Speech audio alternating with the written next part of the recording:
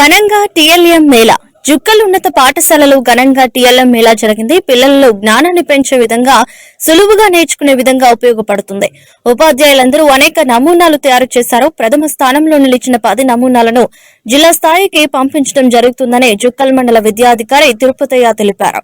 కార్యక్రమంలో జుక్కల్ పాఠశాల ప్రధాన ఉపాధ్యాయులు హనుమంతురెడ్డి, కాంప్లెక్స్ ప్రధాన ఉపాధ్యాయులు లాలయ్య, శ్రీనివాసరావు, బాబు సార్, చంద్రకాంత్ సార్, శ్రీనివాస్ మొదలైన వారు పాల్గొన్నారు.